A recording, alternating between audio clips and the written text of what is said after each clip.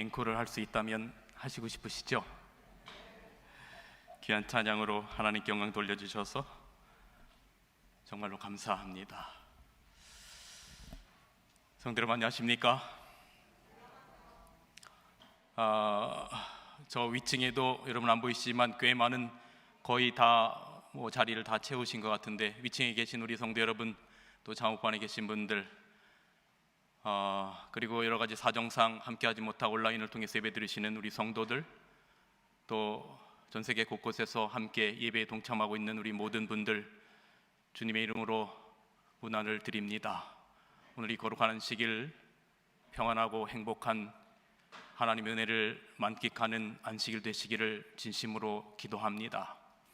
오늘 저는 의인은 믿음으로 말미암아 살리라 라고 하는 제목으로 말씀을 드립니다. 비록 저희가 공식적인 이 포멀한 6주 안식일 전도회는 마쳤지만 매 안식일이 전도회가 될 것입니다. 그래서 여러분이 조금은 가벼운 마음으로 매 안식일을 전도회를 한다는 그런 마음으로 오시고, 또 지난 전도회 동안에 보여주셨던 그 영혼에 대한 열정들을 앞으로도 계속 안식일마다 보여주시면 됩니다. 그래서 하나님께 저희가 매 안식일을 통하여 더욱더 크게 영광 돌릴 수 있는 그러한 우리 청년의 교회가 되기를 간절히 기도합니다. 하박국 2장 1절에서 4절의 말씀을 먼저 낭송해 드립니다. 내가 파수하는 곳에 서며 성루에 서리라. 그가 내게 무엇이라 말씀하실지 기다리고 바라보며 나의 질문에 대하여 어떻게 대답하실는지 보리라 하였더니, 3절입니다. 이 묵시는 정한 때가 있나니 그 종말이 속히 이르겠고 결코 거짓되지 아니하리라. 비록 더딜지라도 기다리라. 지체되지 않고 반드시 응하리라. 보라, 그의 마음은 교만하며 그 속에서 정직하지 못하니라. 그러나 의인은 그 믿음으로 말미암아 살리라. 아멘. 정직한 사람이 잘 사는 사회를 만들자라는 표어가 있었습니다. 그러나 우리는 그 표어를 보면서 정직하면 손해본다라고 읽습니다. 기업의 경영자들은 부도가 나도 망하지 않습니다. 그러나 회사를 위해서 피땀 흘리며 일한 노동자들, 하청업체들은 부도가 납니다. 생활고에 시달리고 심지어 자살하고 가정이 파탄납니다. 그러나 아무도 책임지지 않습니다. 이런 사회의 현상들을 우리가 바라보면서 차마 믿음이 없다고 말할까 봐 말은 못하지만 우리는 속으로 이렇게 생각합니다. 하나님이 계시다면 어찌 이런 일이? 제가 중학생 때인가요, 한 재림교회 목사님의 딸이 납치당해서 생매장 당한 사건이, 정말 끔찍한 사건이 있었습니다. 그때 저는 심한 신앙적 방황을 했습니다. 그때 저는 이렇게 생각했습니다. 하나님이 계시다면 어떻게 이런 일이? 우크라이나 사태를 보면서 그 무고한 생명의 희생을 보면서 전쟁을 일으킨 장본인은 오히려 러시아 백성들의 지지도가 올라가고, 선량한 우크라이나 백성들은 처참한 상황들을 당하고, 우리는 이렇게 생각합니다. 하나님이 계시다면 어찌 이런 일이? 인류 역사에서 하나님의 백성들을 늘 괴롭혀왔던 문제는 이것입니다. 왜 선한 사람들이 고통을 받고 악인들은 흥하는 것처럼 보일까? 그런데 이 문제는 비단 오늘 우리들의 고민과 우리들의 질문뿐만이 아니고 성경에 등장하는 수많은 믿음의 노독들이 같은 질문을 했습니다. 성경 66권 중에 가장 오래된 책을 우리가 욥기서로 꼽는데, 그 오래전에도 욥기서에는 오늘날 우리가 갖는 그 물음에 대한 물음이 여전히 존재했었습니다. 욥기 21장 7절부터 13절, 어찌하여 악인이 살고 수를 누리고 세력이 강하냐? 씨가 그들의 앞에서 그들과 함께 굳게 서고 자손이 그들의 목전에서 그러하구나. 그 집이 평안하여 두려움이 없고 하나님의 때가 그 위에 임하지 아니하며 그 수소는 영락없이 새끼를 베게 하고 그 암소는 새끼를 낳고 낙태하지 않는구나. 그날은 형통하게 지내다가 경각간에 음부에 내려가느니라. 왜 악인이 오래 살고 그 집에는 왜 평안이 있고 짐승들도 새끼를 잘 낳고 이 땅에서 그의 수를 잘 누리다가 죽을 때도 평안하게 경각간에 순식간에 죽는 이유가 무엇입니까? 그런데 왜 하나님을 믿는 의인들은, 왜 하나님의 백성들은 고난을 당하고 뭘 해도 잘 되지 않고 죽을 때도 이렇게 고통을 당해야 합니까? 라고 하는 것이 성경에서 가장 오래된 책인 욥기서의 궁금증이었습니다.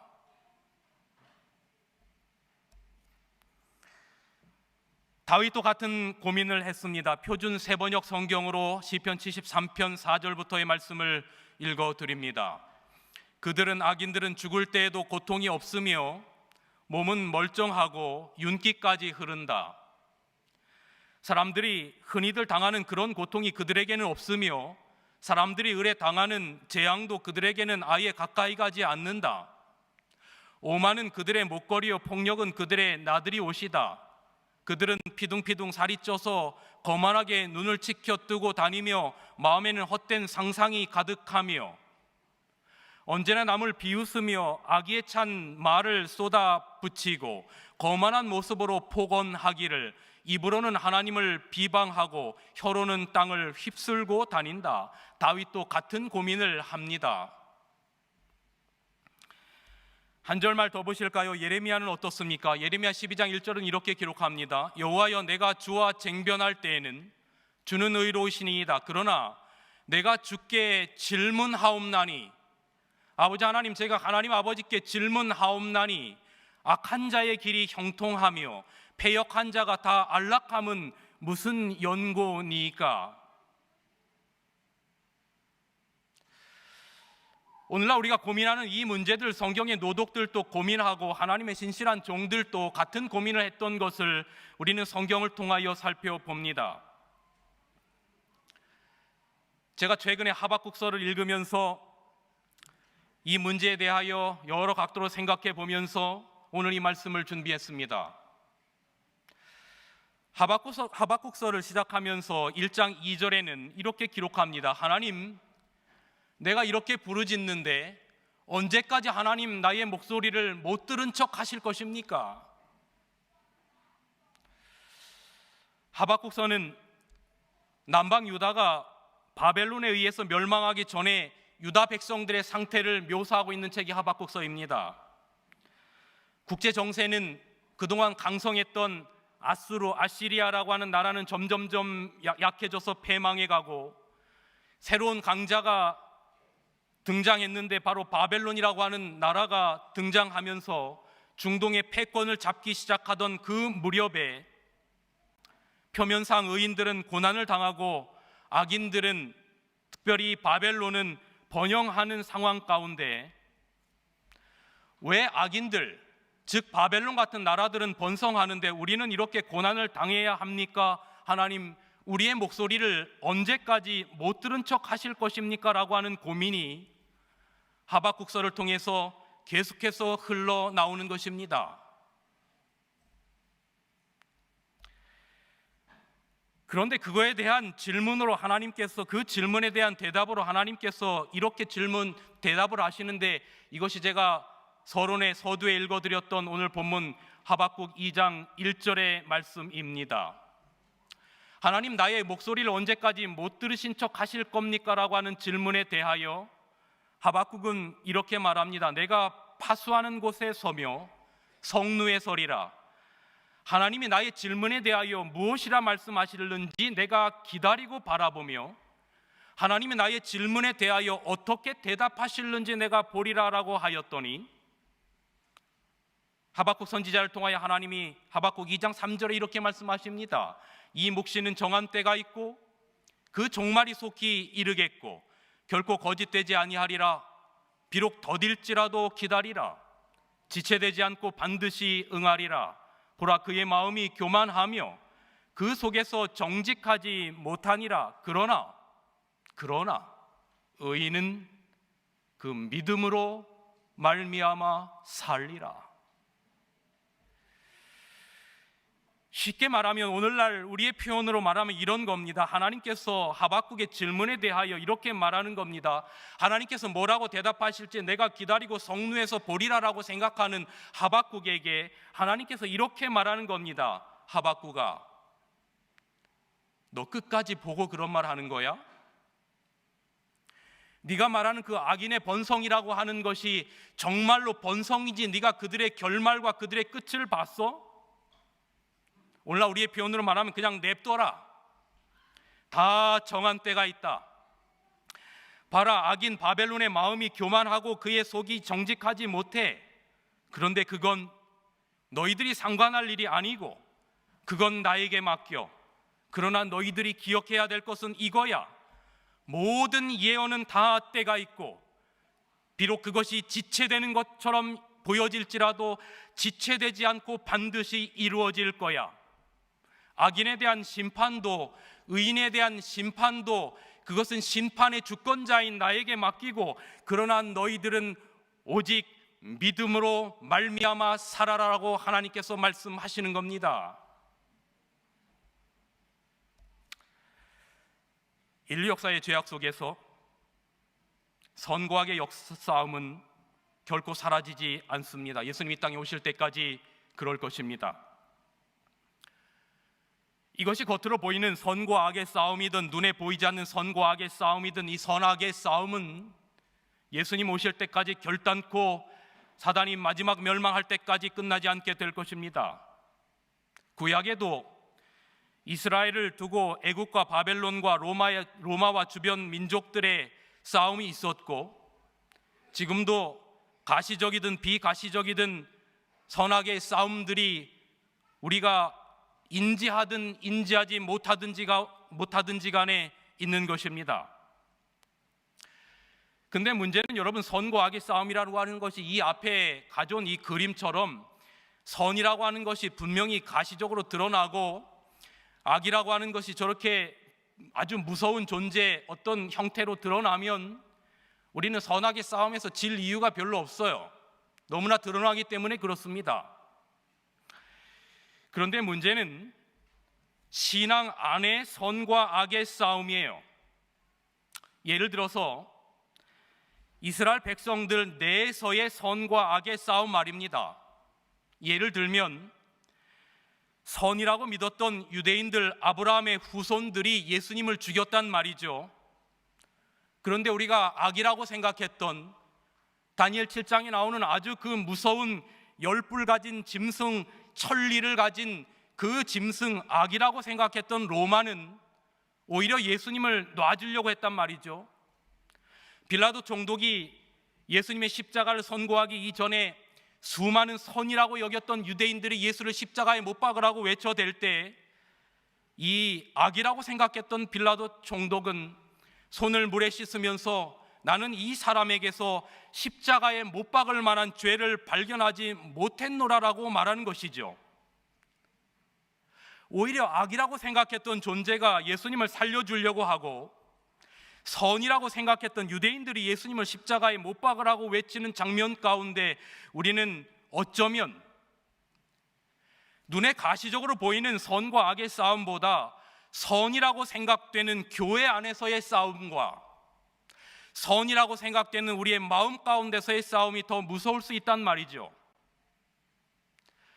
여러분, 우리가 기억해야 될 것은 가시적인 선과 악의 싸움이든 그것이 비가시적인 선과 악의 싸움이든 그 선악의 싸움 가운데는 하나님께서 계시고 하나님의 섭리가 있음을 우리 그리스도인들은 믿고 살아야 한다는 것입니다.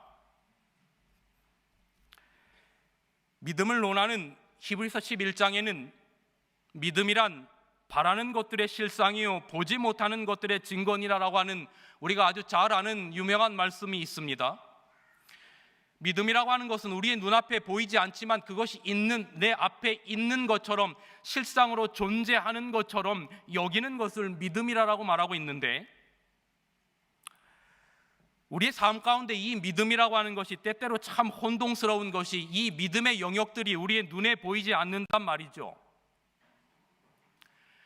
요한복음 3장에 니고데모와 예수님 사이의 대화에서 거듭남이라고 하는 것이 무엇입니까? 라고 묻는 이 니고데모의 이 질문에 대하여 예수님이 그것은 바람이 여기서 불어서 저기로 가는 것처럼 성령으로 난 사람, 거듭난 사람도 이러하다라고 말하는 겁니다. 공기, 바람, 중력, 이런 것들이 보이지 않는다고 해서 존재하지 않는 게 아니지요. 그래서 믿음이라고 하는 것은 도대체 눈에 보이지도 않고 잡을 수도 없을 것 같은 상황에서 그것이 있다라고 하는 것을 나의 눈으로 바라보는 것을 믿음이라고 말하고 있습니다. 여기 히브리서 11장 6절에 믿음이 없이는 하나님을 기쁘시게 못하나니 하나님께 나아가는 자는 반드시 하나님이 계신 것과 또한 하나님이 자기를 찾는 자들에게 상 주시는 것을 믿는 것을 하나님이 기뻐하는 믿음이라고 정의하고 있습니다. 어떠한 상황이든지 간에 인류 역사상 존재해왔던 그 수많은 질문들과 오늘날 우리 삶 속에서 일어나는 가시적이든 비가시적이든 선악간의 싸움 가운데 믿음이라고 하는 것이 무엇이냐? 오직 너희는 믿음으로 살리라라고 하는 그 믿음이라고 하는 것이 무엇이냐? 그 어떤 상황에서든지 간에 하나님이 반드시 계시다라고 하는 것을 믿는 것입니다. 또 다른 하나는 하나님을 찾는 자들에게 상 주시는 하나님이신 것을 믿는 그 믿음이 하나님을 기쁘게 여기는 믿음이라고 말하고 있습니다. 그런데 이 믿음이라는 게 왜 어려운 것 같으냐면 눈에 보이지도 않을 뿐만 아니라 때때로는 내 상식과 내 경험과 내 확신에서 벗어나야 하기 때문에 그렇습니다. 출애굽할 때 마지막 10번째 재앙에서 장자 죽음의 재앙에서 살아남으려면 양의 피를 발라라. 그러면 사륙의 천사들이 집을 패스 오버 넘어가겠다. 6월절의 근원이지요. 근데 이게 말이 안 돼요. 양의 피를 바른 자의 집에 있으면 구원을 얻는다는 것, 우리의 상식으로 도대체 우리의 이해로 우리가 학교에서 배운 교육으로 이해가 안 가는데, 이해가 안 가도 피 바른 집 안에 있으면 사는 겁니다. 그때 하나님이 말씀하시는 메시지가 오직 의인은 믿음으로 말미암아 살리라라고 말씀하시는 겁니다. 광야에서 불뱀에 물렸는데 노뱀을 만들어서 달아놓고 그것을 쳐다보면 낫는데요. 아니 이건 무슨 미신도 아니고 도대체 상식적으로 이해가 안 가요. 그래도 성경은 그것을 보는 것을 믿음이라고 말하는 겁니다. 오직 의인은 믿음으로 말미암아 살리라. 가나안 땅에 들어가기 전에 여리고 성을 무너뜨려야 되는데 창칼을 준비하고 무슨 폭탄을 준비하고 미사일을 준비해야 그것들이 넘어갈 것 같은데 그저 7바퀴를 돌아라. 마지막 7번째 날 마지막 7바퀴를 돌 때는 그리고 큰 소리를 질러라. 내 상식과 내 생각과 내 받은 교육에 의하여 이해가 안 가도 그렇게 해야 여리고성이 무너졌단 말이죠. 이걸 성경은 믿음이라고 말하는데 오직 의인은 믿음으로 말미암아 살리라. 이런 이야기들이 너무 추상적입니까? 그럼 오늘 우리의 삶 속에서 있는 이야기들에 대하여 잠시 성경의 이야기를 들여서 말씀을 드려보겠습니다. 이러한 이야기들이 여리고를 돌고 피를 바르고 홍해를 건너고 하는 일들이 오늘날 우리의 삶 속에서 상관없는 것 같으면 신약으로 가서 예수님이 제자들에게 믿음이 없다고 꾸짖는 장면으로 우리가 생각해 보자고요. 마가복음 6장에는 먹고 사는 문제로 걱정하는 이야기가 잠시 기록이 되어 있는데 너희가 무엇을 먹을까, 무엇을 마실까, 무엇을 입을까 염려하지 마라. 왜 염려하냐? 거기에 우리의 답은 이거죠. 하나님 어떻게 염려를 안 합니까? 지금 통장의 잔고는 다 떨어져 나가고, 가족 중에 아이들은 이렇게 아프고, 우리들의 삶은 이렇게 어렵고, 남편의 회사는 부도가 났고, 이러한 많은 일들이 우리의 삶 가운데 있는데 하나님 먹고 사는 문제 걱정하지 말라니요.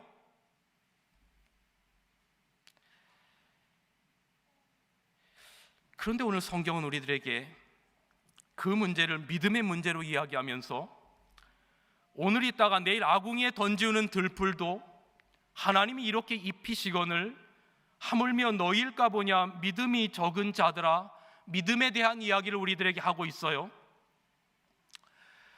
마가복음 8장에는 제자들이 갈릴리 호수를 건너가고 있는데 전에 없던 폭풍우가 일어나는데 예수님은 그 안에서 천하태평으로 주무시고 계신단 말이죠. 물을 퍼내도 줄어들지 않고 폭풍우가 배를 뒤집을 것 같은데, 곧 물에 빠져 죽을 것 같은데, 폭풍우 가운데 무서워하는 제자들에게 예수님께서 일어나셔서 이렇게 말씀하십니다. 예수께서 이르시되 어찌하여 무서워하느냐 믿음이 적은 자들아. 마태복음 17장에 병들린 소년을 못 고치는 제자들이 예수님께 와서 예수님 왜 우리들은 귀신을 못 쫓아냅니까? 그때 유명한 말씀을 합니다. 그것은 너희의 믿음이 적은 연곤이라. 너희에게 작은 겨자씨만한 믿음이 있어도 이 산을 이곳에서 명하여 저곳으로 옮기라 하여도 그렇게 될 것이다. 계시록 6장 9절로 10절에 어느 때에 우리의 억울한 피를 신원하여 주시지 않겠습니까? 이에 대한 대답으로 예수님께서 7 나팔에 대한 심판의 기별을 주시면서 주님께서 내리시는 결론은 이것입니다. 너희들이 생각하는 악인들의 번영과 의인들의 고난과 믿음의 문제, 이 모든 문제에 대하여 하나님께서 이루실 때가 있을 것이다. 심판이든 구원이든 그것은 하나님께서 하신다. 그러니 너희는 오직 믿음으로 말미암아 살리라.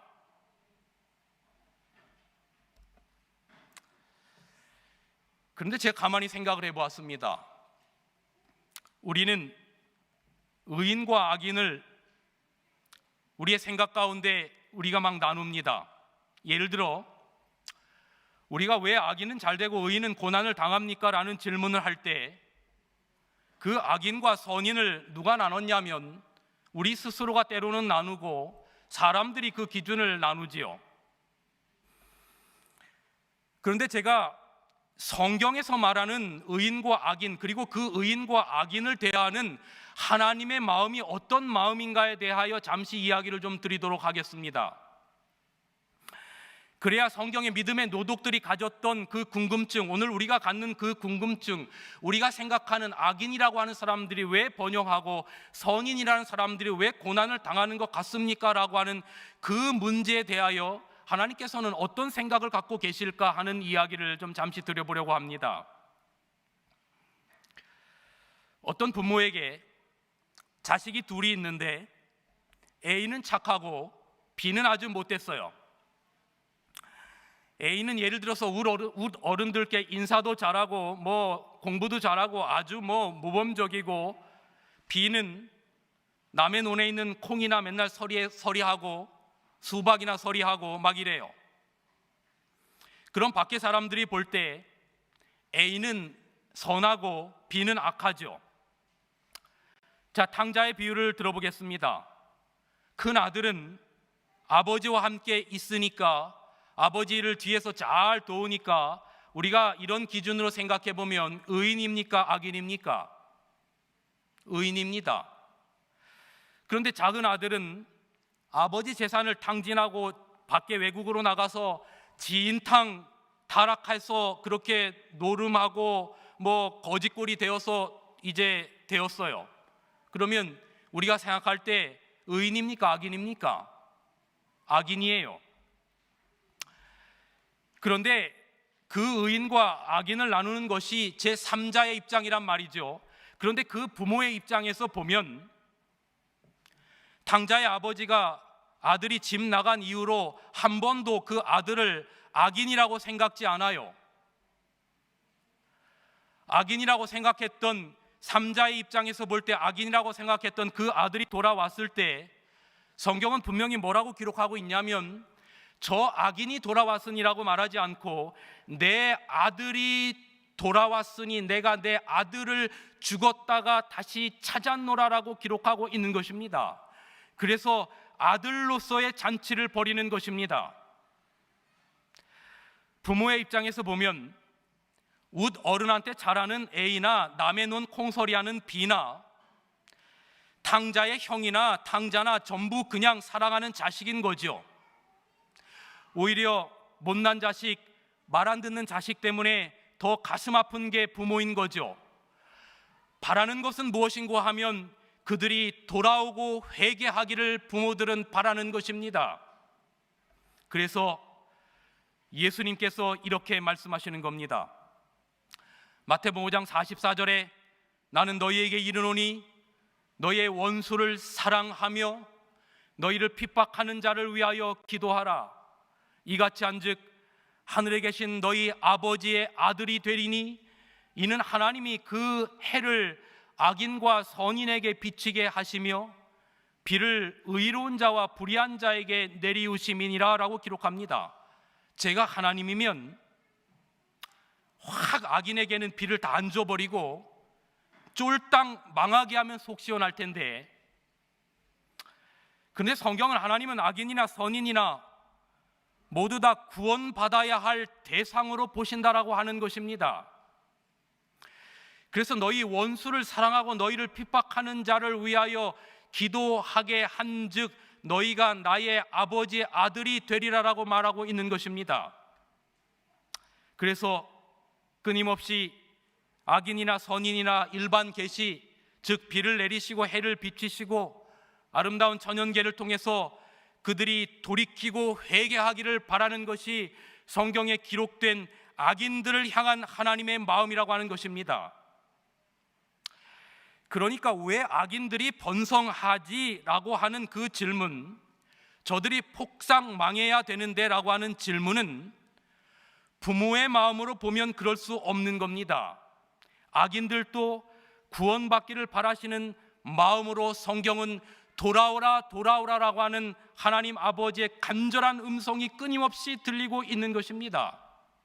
그러므로 이미 하나님의 사랑을 입고 하나님을 사랑하는 여러분과 저와 같은 존재들에게 악인들을 사랑할 것을 예수님께서 계속 명하시면서 마태복음 5장 48절에 주시는 결론이 무엇인가 하면, 그러므로 하늘에 계신 너희 아버지의 온전하심과 같이 너희도 온전하라라고 말씀하시면서 악인도 사랑하고 원수를 위하여 기도할 수 있는 것이 바로 아버지께서 온전하신 것처럼 너희도 온전한 것이라고 성경은 말씀하고 있습니다. 이 이야기를 예수님께서는 직접 같은 이야기를 십자가에서 실천하셨어요. 자기를 향하여 침뱉고 채찍질하고 이마에 가시멸관을 눌러 씌우고 침을 뱉는, 남들이 다 선인이라고 생각했던, 아브라함의 다윗의 자손이라고 생각했던, 구원하려고 왔던 그 백성들이 예수님을 향하여 그렇게 조롱하고 핍박하고 죽이라고 하는 가편투표에 함께한 그들을 향하여 여전히 그들의 마음 가운데 분노가 가라앉지 않는 그들을 향하여 주님께서 하시는 말씀이 산상수훈에서 하셨던 그 말씀을, 악인을 위하여 기도하라라고 하는 그 말씀을 예수님께서는 십자가에서 몸소 실물교훈으로 보여주시는 겁니다. 아버지요, 저희를 사하여 주옵소서. 자기 하는 일을 알지 못함이니이다. 그러나 그럼에도 불구하고 끝까지 돌아오기를 거절하는 사람들, 성령을 거역하는 자들에게 분명한 성경의 심판을 이야기하고 있습니다. 그것이 바로 둘째 사망, 영원히 악인의 존재를 소멸시키는 둘째 사망입니다. 이때에 돌아오라라고 하는 그 악인에 대하여 그 하나님의 아들의 죽음을 통해서라도 돌아오라고 호소하시는 그 사랑을 거절하는 자들에 대하여 그들이 마지막에 유황불의 둘째 사망을 당할 때 아버지 하나님의 마음이 어떤 마음일까? 아이고, 그동안 내 말 그렇게 안 들더니 한번 죽어봐라 라고 하는 마음일까? 그것이 아님을 저는 지난 6주 전도회에 어느 날 그 말씀을 드렸습니다.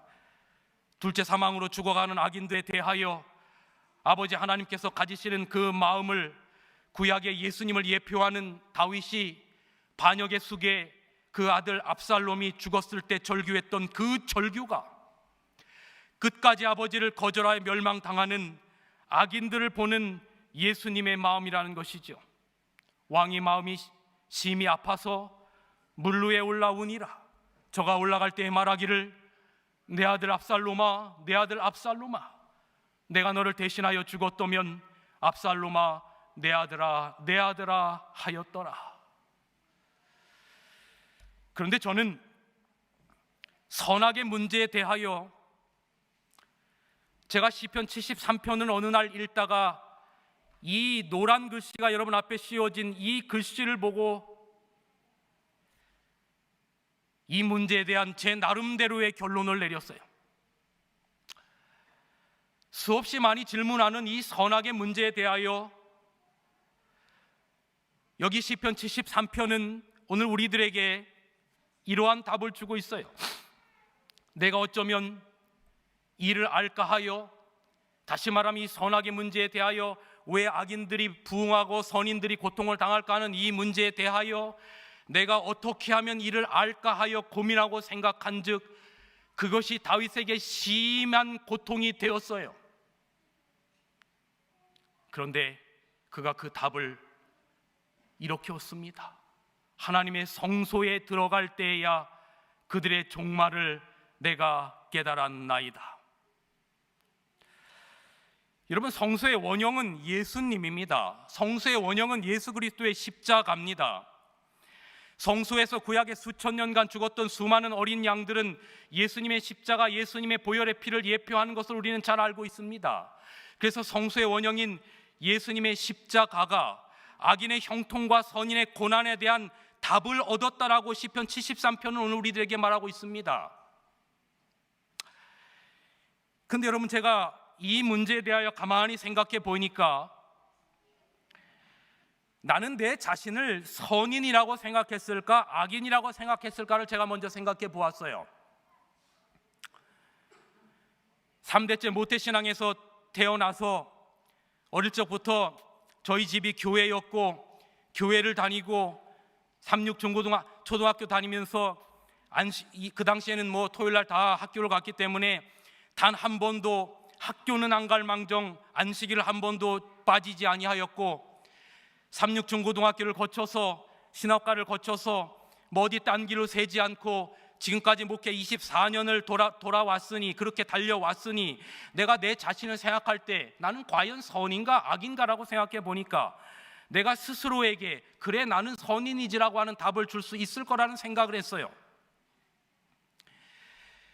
그런데 예수님의 십자가 앞에서 내 자신을, 십자가의 거울 앞에서 내 자신을 비추어 보니까 십자가 앞에서 비춘 내 모습은 내가 죄인 중에 괴수라는 겁니다. 이것이 바로 사도 바울이 이 정도면 의로운 사람인 줄 알았어요. 가멜리아 소상에서 교육을 받았고 정말로 어릴 적부터 정말 열심히 율법으로는 나처럼 열심히 있는 자가 없었고 모든 것들이 내놓을 만한 사람이었던 자기가 예수님의 성소 앞에, 그 성소의 원형인 십자가 앞에 자신을 비춰보기 전까지는 자기가 꽤 괜찮은 사람인 줄 알았어요. 그런데 그 자신을, 십자가 앞에 자신을 비춰보고 나서 그는 내가 죄인 중에 괴수라고 하는 것을 발견하게 되는 겁니다. 자기가 의인이었다가 십자가 앞에서 죄인으로 탈바꿈이 된 것입니다. 선과 악의 기준이 그 전에는 내가 무엇들을 하고 남들의 시선이었는데, 십자가 앞에 서고 보니까 선과 악의 기준이 세상이 아니고 남들의 눈이 아니고 세상의 법이 아니라 십자가 예수 그리스도의 보혈 앞에서 선과 악의 기준이 다시금 판단되어진다라고 말하는 것입니다. 그런데 그가 그렇게 죄수로서 십자가 앞에 섰는데, 그 십자가에서 뚝뚝뚝 떨어지는 그 붉은 그 무언가, 예수 그리스도의 보혈의 피가 자기의 심장을 적시게 되었을 때, 그는 예수 그리스도 안에서 의인으로 다시 태어났어요.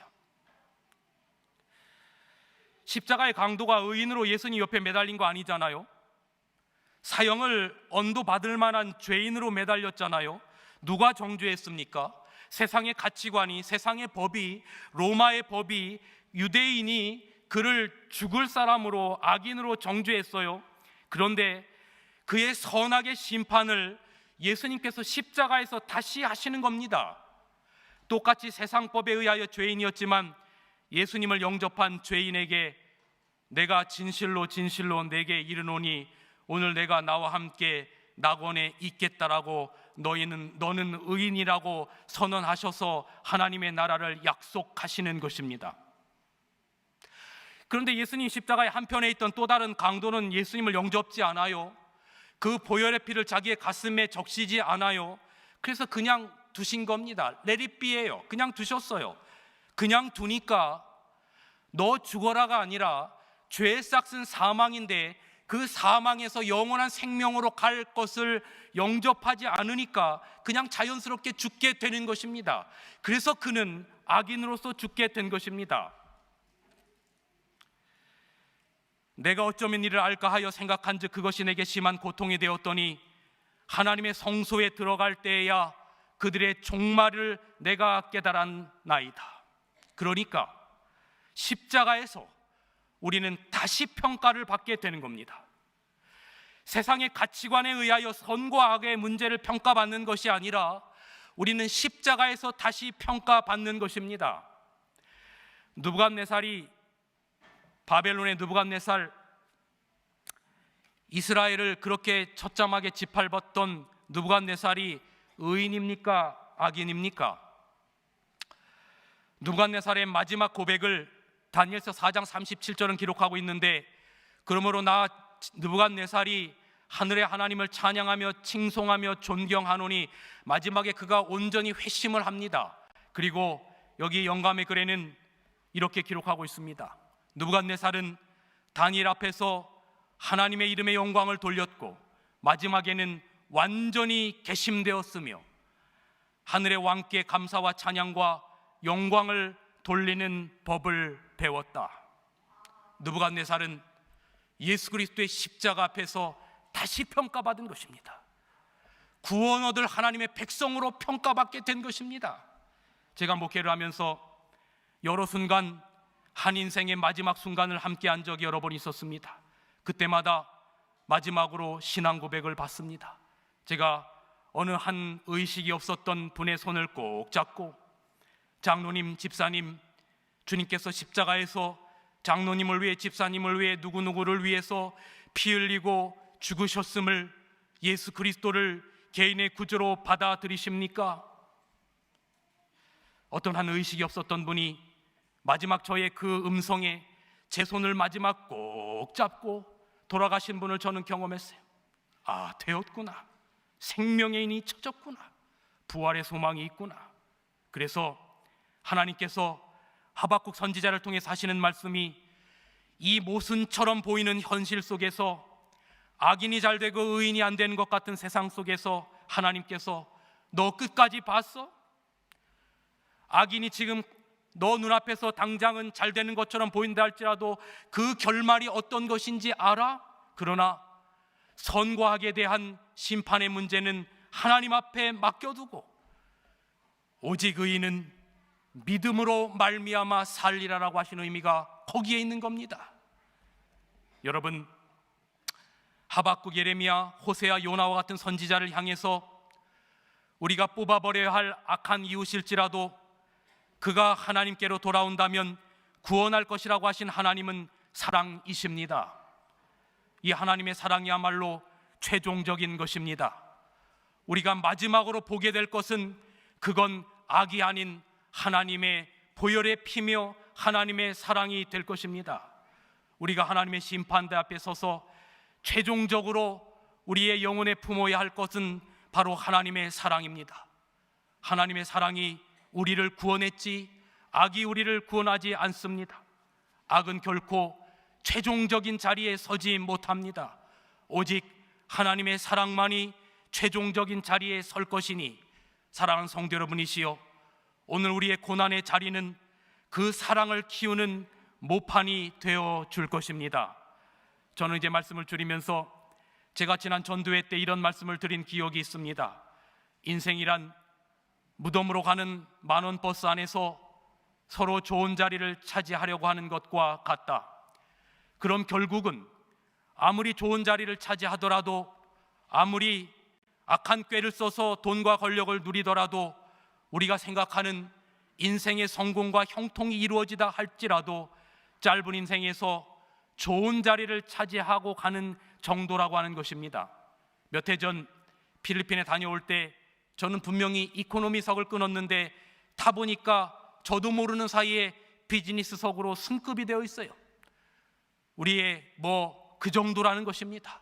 인생의 문제에 있어서 번영하는 것처럼 보였던 그것이 이 정도의 문제라는 것입니다. 순간 기분은 좋았지만 이것이 우리 인생의 궁극적인 형통이 아니라는 것입니다.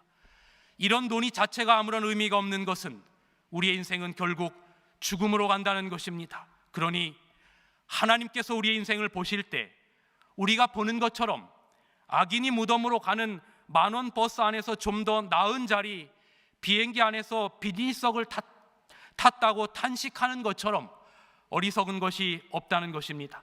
결국에 영혼은 생명을 얻느냐 못 얻느냐가 중요한 쟁점이지, 잠깐 사는 세상에서 악인의 형통을 보고 고통스러울 이유가 없다는 것입니다.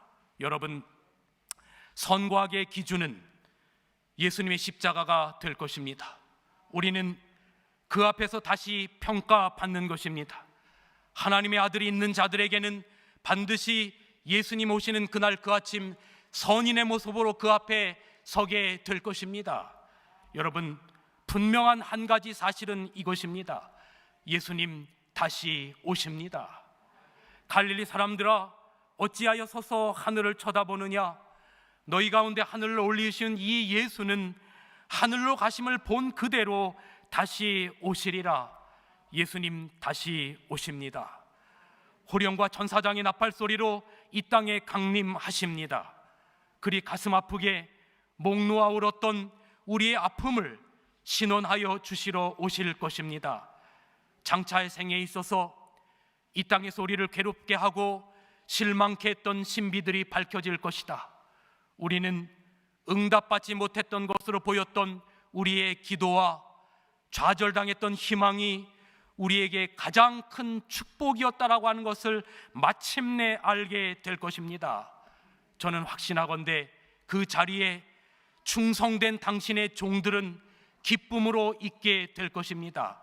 그때까지 악인에 대한 심판은 하나님께 맡기고 우리는 십자가를 붙들고 말씀에 순종하며 결단코 우리의 믿음이 뒤로 후퇴되지 않고 오직 의인은 믿음으로 말미암아 살리라라고 하는 하박국의 말씀을 기억하면서 오늘 한 주간도 사랑하는 성도 여러분이시여, 여러분의 가정과 여러분의 삶의 터전에서 승리하시고 하나님의 은혜와 축복이 가득한 한 주가 되시기를 간절히 바라면서 오늘 말씀을 줄이겠습니다.